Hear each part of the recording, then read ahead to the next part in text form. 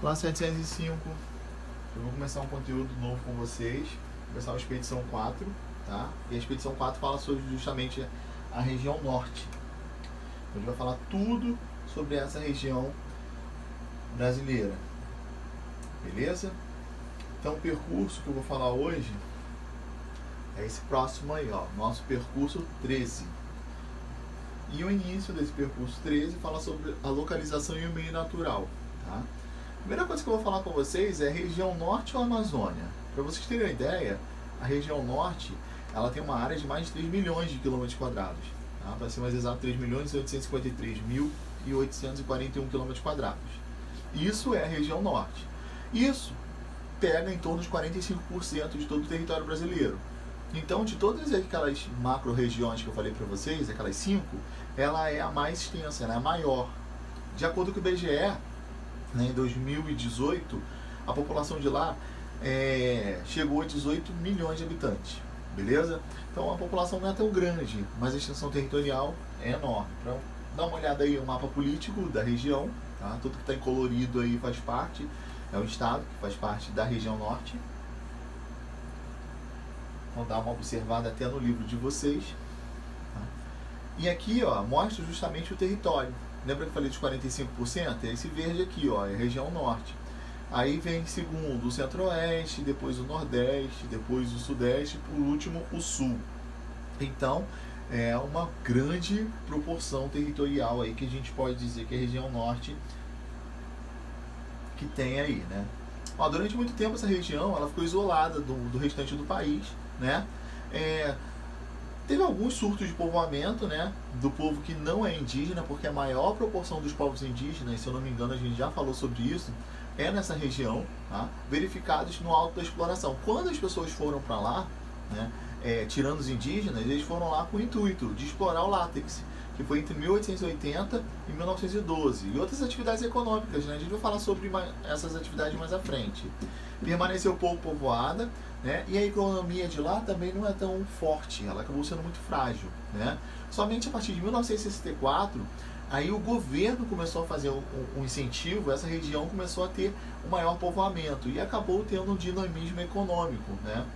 Começou a ficar muito mais intenso isso. E é comum a gente falar sobre a região norte como a Amazônia, né? Falando sobre a Amazônia, no entanto, a região norte, ela constitui, na verdade, uma parte da Amazônia continental e também a chamada Amazônia Legal, que é outra coisa, beleza? Quando a gente fala de Amazônia continental, ele não pega só o território brasileiro. A Amazônia é uma porção que pega da floresta no território brasileiro. A gente vai ver essa diferença aí nesse mapa. A Amazônia continental, a Amazônia Legal e a região norte. Vamos lá. Primeiro, o que eu quero que vocês entendam? Né? Que o que está em risco em vermelho aqui, ó, é a região norte, que a gente acaba dividindo, fazendo essa porção toda. Ó. Vermelho é a região norte. O que é a Amazônia Legal? É essa porção que pega partes até do Nordeste, do Mato Grosso e envolve aqui mais a região norte. Isso é a Amazônia Legal. Agora, quando a gente fala de Amazônia continental, é essa parte toda em verde, tá? Que envolve outros países. A maior porção é o Brasil. Mas aí tem a Bolívia, tem o Peru, Equador, Colômbia, até a parte da Guiana, ali se vocês observarem, da Venezuela. Então, quando a gente fala de Amazônia continental, chamada também de Amazônia internacional. Vocês vão ouvir falar também como internacional. Por quê? Ela não pega só o território brasileiro, ela tem uma expansão fora do Brasil. Então tem uma diferença entre região norte, que é uma macro-região, a Amazônia Legal e a Amazônia continental ou internacional. Beleza? Então vamos lá. A Amazônia continental, também chamada de internacional, como eu falei para vocês, ou pan-amazônica. Ela abrange vários países. Além do Brasil, pega Bolívia, Peru, Equador, Colômbia, Venezuela, Guiana e Suriname. Ih, Jesus, deixa eu fechar aqui. E além disso, que a gente pode falar, né, além da Guiana Francesa, que é um departamento ultramarino, né, da França, que é administrado pela França, aqui na América do Sul. É isso mesmo. Esse vasto espaço, né, se estende a 6,5 milhões de quilômetros quadrados, né, e compartilha uma das características em comum, a floresta amazônica. O clima de lá é equatorial, a bacia hidrográfica do rio Amazonas e a existência de povos indígenas e as comunidades ribeirinhas. Isso tudo faz parte da Amazônia Internacional. Agora, professor, o que é a Amazônia Legal? A Amazônia Legal corresponde a uma área total dos estados: Rondônia, Acre, Amazonas, Roraima, Amapá, Pará e Mato Grosso, Tocantins e parte do Maranhão. O que foi o objetivo da Amazônia Legal? Ela foi feita pelo governo brasileiro, que tinha o objetivo de implantar política de desenvolvimento na região. Tá? O órgão responsável por esse planejamento é a Superintendência de Desenvolvimento da Amazônia, chamada SUDAM, tem aí entre parênteses. Tá? Sua extensão corresponde, né, à região ocupada pela floresta amazônica, além de áreas de transição entre o Cerrado e a Caatinga. O Cerrado é mais no centro-oeste que a gente encontra, e a Caatinga a gente vê na região nordeste, que eu vou falar mais à frente para vocês, né, no sul do Maranhão e também do Tocantins. É uma área praticamente de 5 milhões de quilômetros quadrados, corresponde a 58,4% do nosso território brasileiro. Então, ela é mais ampla ainda que a região norte, que a gente falou que era em torno de 45, lembra? Então, a gente vai falar sobre essa parte aí da Amazônia muito forte nesse tema aí. Tem algumas informações que eles passam em relação à Amazônia Legal. Então eu quero que vocês entendam que não são as mesmas coisas, tá? Região Norte, Amazônia Internacional e Amazônia Legal. Então vamos a outra parte aqui. A gente vai seguir sobre os aspectos físicos, o relevo. Como é que é o relevo da região Norte, tá? A gente pode dizer que o relevo ele tem altitude de até 200 metros, ou seja, não é tão elevada. Essas terras de baixas altitudes, elas têm alguns vales, tem o rio e tem a bacia amazônica, tá? Que formam várias áreas de planície. Então, por quê? O rio acaba sendo de planície, né? Sendo mais plano, como já estou dizendo. As terras de altitude mais elevadas localizam-se principalmente no norte do estado de Roraima e também no noroeste do estado do Amazonas, e se encontra no ponto culminante do Brasil, que é o Pico da Neblina, que é o maior ponto do Brasil. O Pico da Neblina tem 2.995 metros de altitude. Tá? E também tem que fica lá na Serra Imeri, né, que faz fronteira com a Venezuela. Então lá na região norte é onde está o maior pico culminante do território brasileiro, que é o Pico da Neblina. Tem 2.995 metros. Aqui, ó, aspecto físico, lembra que eu falei da planície? Está aqui, ó, planície amazônica, mas a gente tem algumas regiões de planaltos também. Vamos lá. Tanto no norte como no sul do Vale do Rio Amazonas, as depressões, né, do relevo, elas acabam predominando a paisagem, como a gente vai dizer aqui embaixo. Então, olha aqui. Vocês olhando bem, a gente vai ver que tem as planícies, tem as depressões e tem os planaltos. Então, cada uma dessa aqui representa, né, cada desenhozinho aqui, ó, mais laranja, é uma área onde tem uma predominância de planalto. As depressões já são mais riscadas. Beleza? Então tem uma certa diferença. Então a gente vê que existe planalto, depressões e também planícies nessa região. O clima de lá, galera, ele é um pouco diferente do restante do Brasil. É o equatorial úmido, tá? Por quê? As temperaturas de lá, elas são mais elevadas, tá? Só que tem precipitação o tempo todo, ou seja, chuvas o ano inteiro. Então, se vocês observarem ali, ó, nesse climograma daqui de baixo, de Manaus, na Amazônia, vocês vão ver que chove bastante em quase todo ano, só tirando nessa parte aqui do inverno. E as temperaturas, tipicamente, elas são elevadas. Então, isso é típico do clima equatorial. Porque é quente e úmido, chove bastante. Beleza? As temperaturas elevadas aqui, ó, acima sempre em torno de 28 graus. Isso é quente. Sobre a vegetação, né? Apesar da região ter a parte da região norte, ela abrigar manchas de vegetação do Cerrado, dos campos em Roraima, Rondônia e também no Amapá, além da vegetação litorânea do Pará e do Amapá, a maior parte da sua cobertura é formada pela floresta amazônica. Então, a maior proporção da vegetação da região norte é da floresta amazônica. tá? Que muitos chamam também de floresta tropical pluvial. Tem também Ileia e floresta equatorial, que ela pode ser chamada, beleza? Como as demais formações vegetais do Brasil, a floresta amazônica ela vem sofrendo grandes intervenções humanas predatórias, que causa os problemas ambientais, né? Quais seriam esses problemas que a gente está vendo muito constantemente nessa região? Queimada, desmatamento decorrente à exploração de madeira, né? Outra coisa, a implantação de fazendas e também para poder implantar a pecuária, que é a criação de gado, e a agricultura, né? Muitas empresas de mineração estão indo lá, então esses são alguns motivos pelo qual está ocorrendo essa devastação da floresta, beleza? De modo geral, são implantados na floresta amazônica 2 ecossistemas, tá? Então eu quero que vocês entendam que nessa floresta a gente tem 2 ecossistemas. Quais são?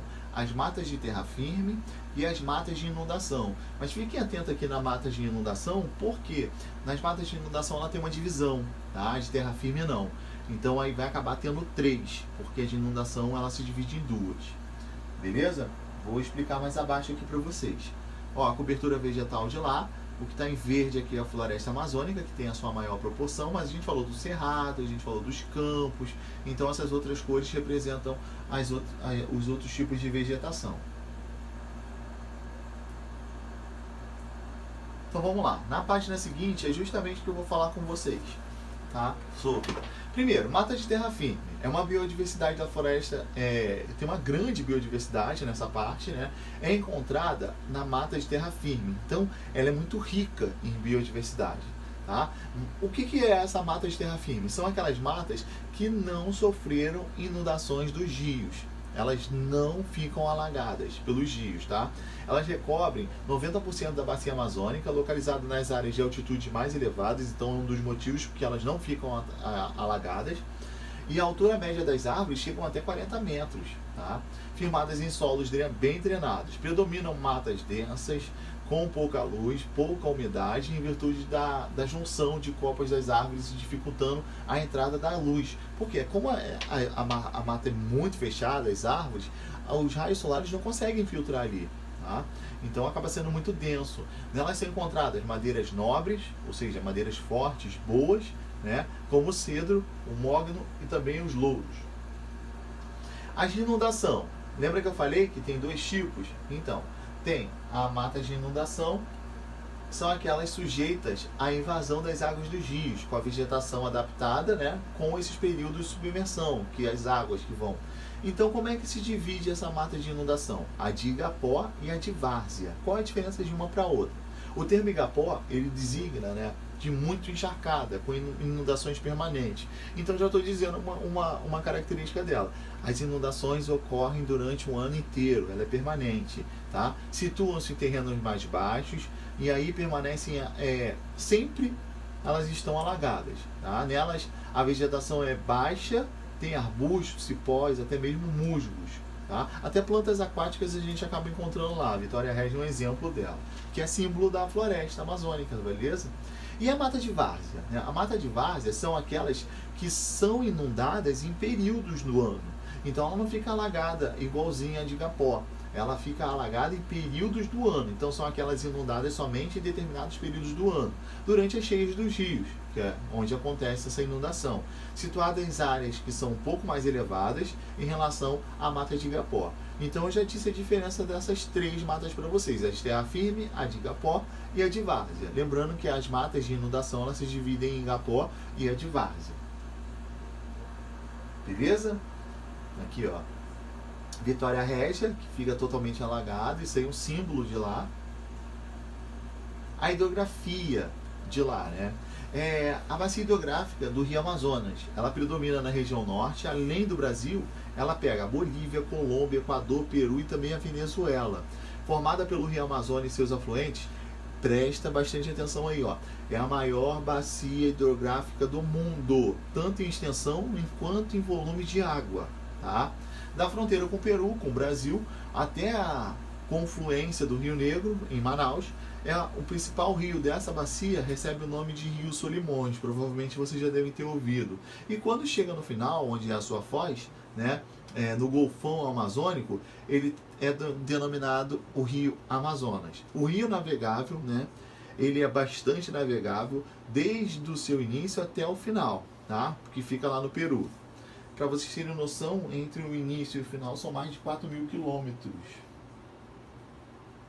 Aqui, como é navegável, além da sua importância de comunicação de transporte, né, a bacia amazônica também serve como fonte de alimentos, porque as pessoas pescam lá, né, é o maior reservatório de água doce do mundo, do planeta, com a floresta amazônica. Ela fornece uma atmosfera grande e quantidade de vapor de água, que volta à superfície terrestre em forma de chuva, estabelecendo assim um ciclo hidrológico, né? Que também chamamos de ciclo da água. É quando evapora, formam as nuvens, elas ficam pesadas e chovem e acabam voltando. Por isso que é um ciclo, ele não para, tá? Como os rios eles facilitam o transporte e a comunicação, o maior povoamento da região norte, né, ela se concentra nas planícies amazônicas e próximos a seus afluentes. O que seriam afluentes? A gente tem um rio, seus afluentes e subafluentes são aquela onde alimentam esse outro rio. Então imagina que tem um rio principal e esses afluentes eles acabam abastecendo esse rio principal, que é a bacia hidrográfica.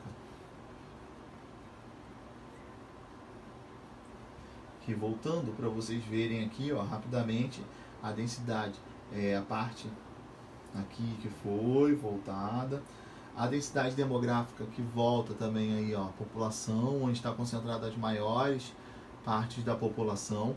Então são as capitais, Boa Vista, Manaus, que é uma das principais, tá? Belém também é, Macapá, Palmas, Porto Velho e Rio Branco. Aí tem uma maior densidade, então geralmente nas capitais, que a gente vê um maior número de população, beleza? Então, galera, é isso. Foi-se um tema. E aí, na próxima aula eu continuo com vocês. Um abraço.